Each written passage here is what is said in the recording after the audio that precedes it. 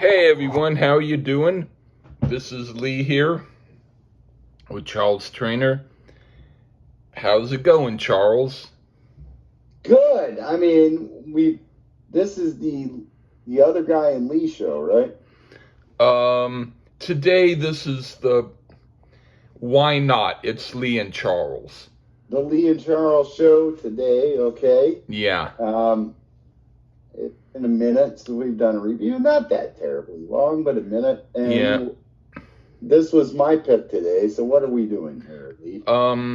We're doing probably the album that I'm least disinterested in doing by the group Queen called, well, it's a soundtrack to Flash Gordon. I'm actually kind of looking forward to that one. Huh. You know, folks, before me and Lee talked about this yesterday. Queen. I love this band. I do love this band. I really do. But yet, this is an odd band where I really prefer the compilations because I'm kind of torn on what is one great album by this band. Is Yeah. that just me, Lee? I would say, I would go even further and say that I do like maybe one or two whole albums, and then the rest of their catalog I can just totally dismiss. Yeah, I mean it's the weirdest thing. Like actually, for me personally, I mean I knew We Will Rock You. If you're a little tyke in the 70s like I was, you would know that. And Yeah. some of those songs, We Are the Champions. But the first Queen thing I ever owned was from this album, but it was not the album. I had the single of the Flash Gordon sound theme song and the B-side, which we'll get into when we do the review. Yeah. And then my stepfather at the time had bought the 1981 greatest hits of Queen. And I wore that fucking album out. Huh. I mean, I think I listened to it more than he did. And from there, it's like I've tried so hard to find a complete great album of Queen. Yeah. And oddly, I just can't find it. But their compilations are fantastic to me because all the great songs are thrown on one mix. But Yeah. no matter what, I mean, it's like I enjoy this band so much, but I'm an album fan, and I'm like, yeah, I just have a hard time finding one spectacular album that blows my socks off. Yeah, Except the compilations. Yeah, I would say with me, if I had that compilation, I'd probably wear it out too with the bristle brush. But that's me. Well, I'm not as attuned to great music as Lee Gerstmann. Well, but you're in tune to a lot more than just great music. Oh well, that's saying a lot. But I did pick this album, Flash Gordon soundtrack. And that was one that before you even said it, I thought to myself that would have been the one I would have picked. Well, there you go. I mean, it's definitely off the beaten path here, and about all I can say. I did not have this album. I knew a couple tracks, didn't listen to the whole thing until we did this review. Yeah. So there you go. And Same here. We're on equal track right here with this review. So that's about all I could say. Freddie Mercury, one of my phenomenal, one of the greatest singers in rock and roll history, maybe the greatest. I mean, some people will say some people will say no. I lean towards definitely in the upper level. Yeah. Brian May is one of my favorite guitar players. Not my favorite, but definitely one of my top favorites. And he's good. And we'll get into the rest of the people on the album as we do it. So that's about all I got to say. All right. Whenever do you want to start? Sure, I'll start out. All right. First one is Flash's theme. What do you think? Well, first off, it's pretty strange to me that there is film dialogue to begin the song. And that's kind of different for a soundtrack to utilize that. Because usually they come out after the film is out. So I guess they had some kind of like inside track here, throw this on there. I don't know. It's kind of strange. But anyway, on to the song. The pulsating beat of the drums and Brian May's piano. Brian May played piano on this. Is pretty iconic. Well, for Queen. I guess this, and for Queen, I guess this is a bit of a deep cut for some folks. Not necessarily for me, but for some folks. Co-sung in the chorus by Mercury and Brian May, and the song actually smokes pretty hard. Now, I did have the 45, and it's definitely a difference between the single edit and the album cut. The biggest thing is the film dialogue is used quite differently on both versions, and different dialogue throughout. May's guitars are absolutely epic on this track. Great chilled out bridge. And overall, I've always been a fan of this song, and no different here. But if I did have my pick, I'd still go with the single edit. But this one does get it done. Okay. I thought this is very minimal and not much of a song, but that's why I like it better than many of Queen's more fleshed out, realized songs. This is a breath of fresh air. I give it high props. Okay. All right. Now for In the Space Capsule, the love theme. Okay. This is also really good. It's like I'm watching the movie without the addition of visual stupidity. I like atmospheric, close to nothing soundscapes like this, if they're done well, and this is done well. What do you think? Now, did you see the film? I'm assuming you have. No. Really? Yeah, you probably want to check out the film. I've seen it like 9,000 times. Oh. I've avoided it that many. I wouldn't. Check it out. Right. It opens up with some otherworldly sounding synthesizers, then kicks in with some epic tribal sounding type drums. And for my money, Roger Taylor is an underrated drummer, and he happens to be one of my favorites. It's an instrumental with a bit more dialogue thrown in, but kind of goes with it well, the dialogue, and pretty much a synthesized dream here. I enjoyed the feel of this one. And it ends with some cool film dialogue again. Honestly, so far it's been better than the movie, even though I think you should watch it, Lee. Which, while I enjoy, it is a silly movie. But this is not. This song is not. Okay. Cool. What do you think of Ming's theme in The Court of Ming the Merciless? Very dark sounding synthesizer work here, which sets the table well for the utterly evil Ming. The synthesizer drones on, and you know, it's real cool. And I'm assuming it was provided by Mercury, as this is the first song he had written for the album. So far, this album seems to be one that you have to listen to as an album. This would probably be odd to listen to on its own as a single track. So far, though, while it's pretty cool, this one's a little too sparse for my taste to call essential listening, but it does work in the album. Okay. I thought I like this type of droning one-note raga. It's very cool and I'm digging it. Quite hip. And now for The Ring, Hypnotic Seduction of Dale. I really like that. Short but sweet. I honestly think it's a good track. What do you think? Without hearing Dale Arden mowed throughout will certainly fire up some. Good moaner, this actress.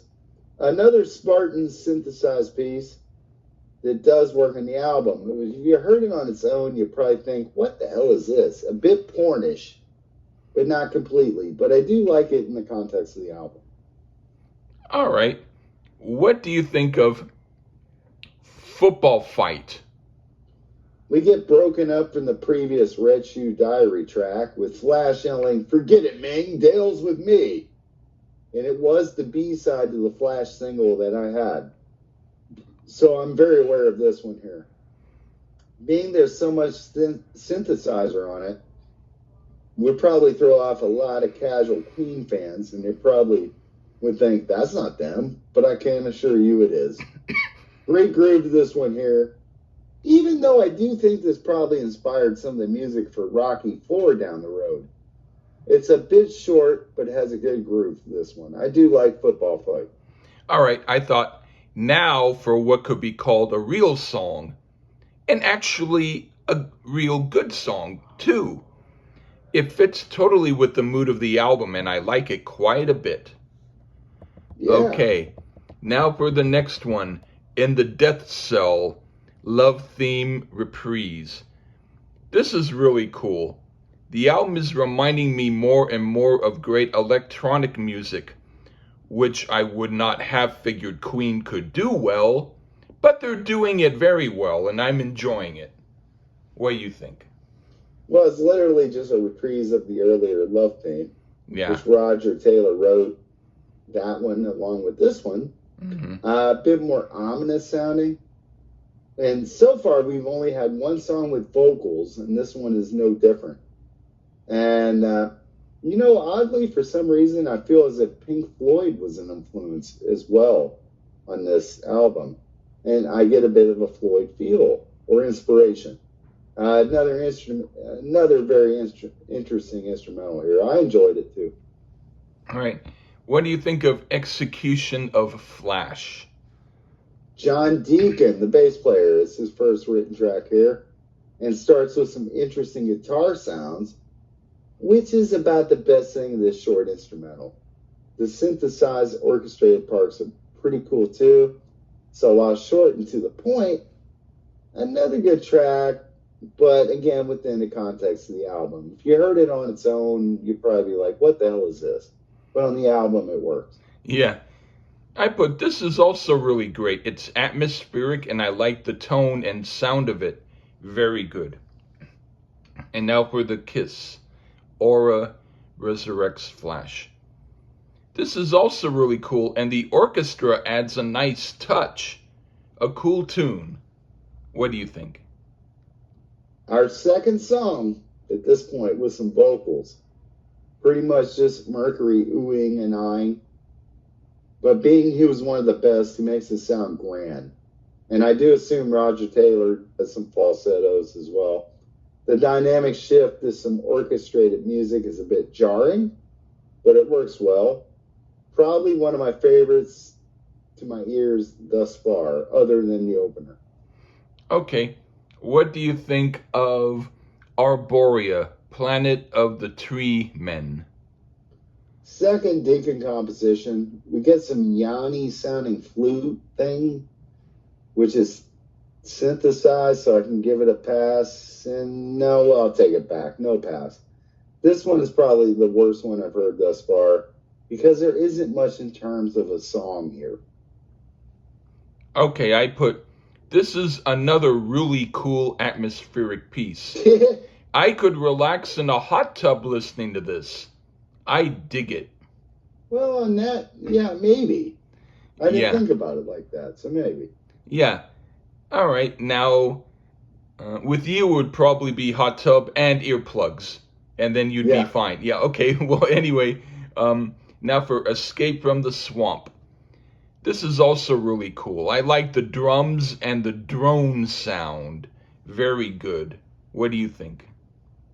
Roger Taylor wrote this one, and I wonder why the drums sounded so good. It was a Roger Taylor song, right? Another ominous sounding one, and much better than the previous track. The production on this one stands out. Lots of panning effects. Those are outstanding. I can't say enough about them. And we are back on track at this point. More of my type of thing here. Okay, what do you think of Flash to the Rescue? Interesting is some of the dialogue here is actually in the single edit of Flash. More or less a reprise of the Flash theme, and we get Mercury's Flash vocals here. Literally, again, it's just a reprise of that theme and a ton of film dialogue. There are a few different things here and there. Another one that works in the context of the album, but on its own, not so much. I'll go with the Flash theme, but on the album it works. Okay, I put another really cool song, I like the sound effects and dialogue going with it. It gives it pizzazz. Okay, now for Volton's theme, Attack of the Hawkmen. This is the piece that sounds the most like the music from Monday Night Football, which makes me want to hear a soundtrack of music to Monday Night Football. Very cool. I like it. What do you think? A Mercury written piece, and a pretty cool one at that. Triumphant sounding, and probably the most quote unquote superhero sounding number at this point. Excellent keyboard work. Bass line is pretty badass. A tad short though, but I do enjoy it. Okay, what do you think of Battle Theme? This track touches on the Flash theme, and a track we close the album out with. And finally, get us some of that awesome Brian May guitar all over this track here.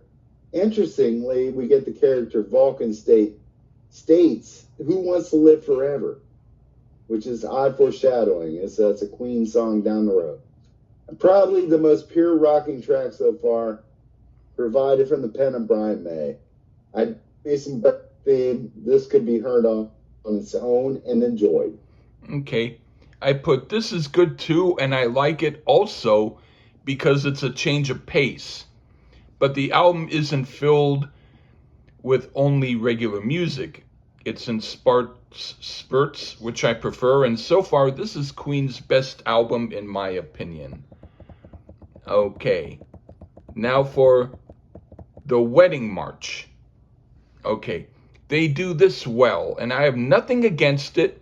But if I had to pick a somewhat weak track here, I would pick this, only because it's the Wedding March, which isn't one of my favorite songs. But still they do it well, so I wouldn't skip it. What do you think? I get that. I mean, this is the world famous Wagner Wedding March. Everybody hears at weddings, provided by the guitar work of Brian May, which I think is brilliant. I'd recommend this to anyone getting married. Incredibly short, but interesting to hear this song played by Brian May. Okay, what do you think of Marriage of Dale and Ming and Flash Approves? It's a mashup of some previous songs, complete with some elements of the Flash theme with Mercury singing Flash with that gusto. I do enjoy the slight variation on the vocals here. Has enough interesting things going on to keep my attention, but far from needed listening again. I put this is okay, but it's a little more like a cut and paste hodgepodge. So though I don't dislike it, I think of it as filler. I agree. Okay, now for Crash Dive on Mingo City. Okay, this is short but great. I really like the guitar on this one, and it's a pretty good track. What do you think? See, to me, I mean, we get some guitar again, but to be honest, to me, it really wasn't not a lot here in a minute to really get much out of it. So I kind of felt like it was useless. Okay. That's just me. All right. What do you think of Flash's theme reprise? Well, being I've heard a lot of reprises throughout the other tracks, seems odd to have yet a full-on reprise here. Tons of dialogue thrown on here, but I do like a lot of the elements of this song. Again, no, this album needs to be heard in sequence to get it. Like, if you heard this song on its own, you would be like, what the fuck is this? But if you listen to it in the album context, it works. Okay. What do you think of The Hero? Well, you didn't say what do you think about it. This is okay too, but perhaps a little bit filler. Okay. Yeah, I agree. All right. Now for... You take The Hero last. All right, you can do The Hero. Okay, I'll do The Hero last. No, you want me to do The Hero last? Okay, you do The Hero, yeah. Oh yeah, and then there's some that I'm going to ask you after this. Anyway. Okay. The Hero. It's good, but it's somewhat disjointed, but it's not bad. What do you think? we do get elements of, the battle theme here, which I said earlier, but it's refreshing to hear this one on its own. And it's the second song, and only really the second song with proper singing on it. Mercury sings this one like his life depends on it. Probably the second most accessible track on the album, and one that could be listened to on its own and work out just fine. I do think it rocks, but it does get a tad bit bogged down with more of that flash. Boy, they want to drive that home. But overall, I really enjoyed The Hero. And as far as the album itself, it's definitely worth checking out, as it's not the same old Queen. Right on. Okay. The thing I want to ask is, did you hear the remix? Of which? Flash's theme remix? No, I haven't. Okay, it's 6 minutes, and the only thing I wrote is totally pointless. So there you go. There you go. I mean, I think we're good enough with this album on its own. Yeah. I didn't listen to any of the bonus tracks. Now, the thing is about the Hero lead. Yeah.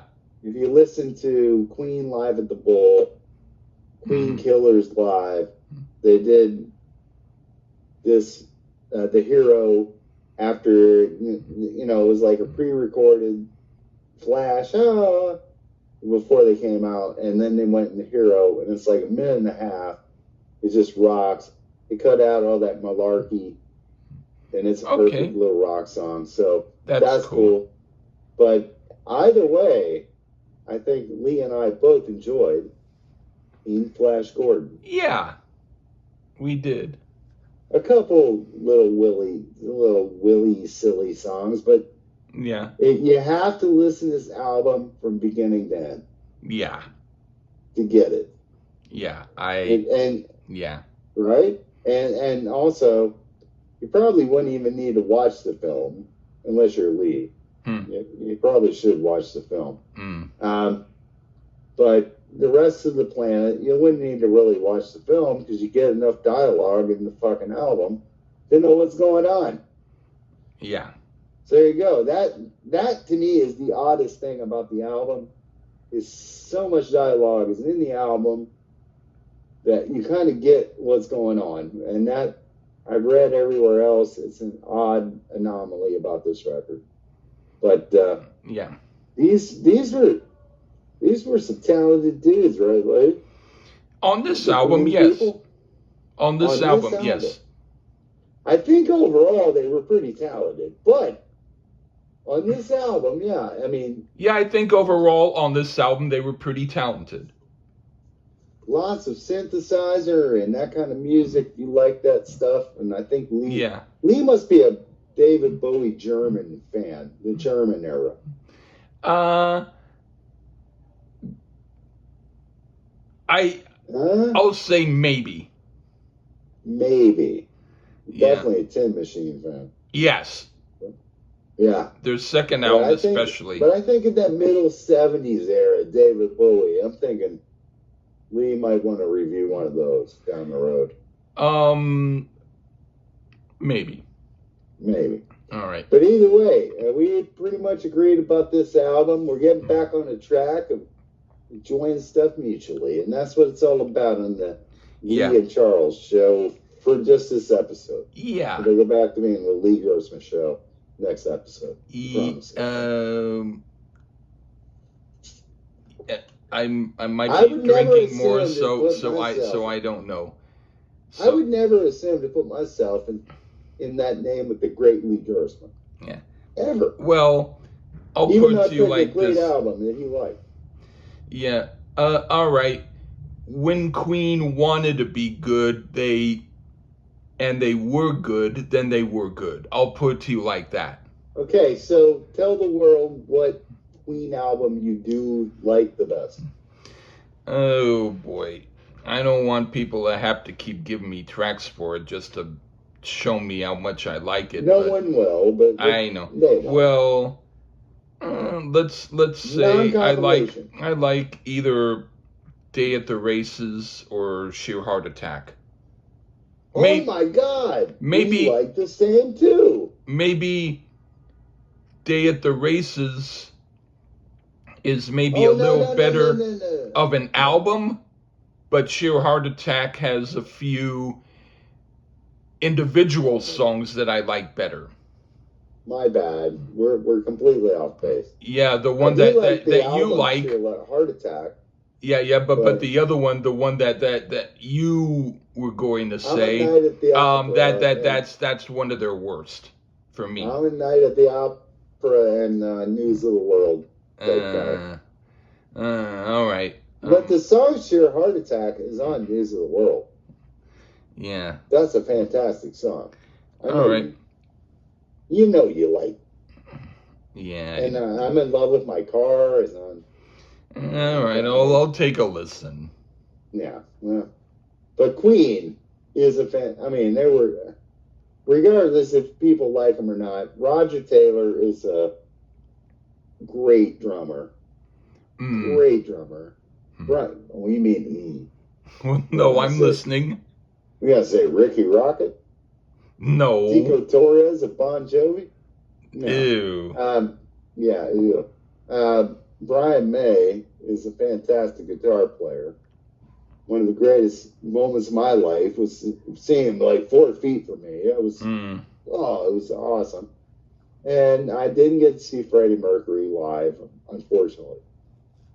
But he was such a phenomenal singer. A great band, but again, I do err towards the compilations. Yeah.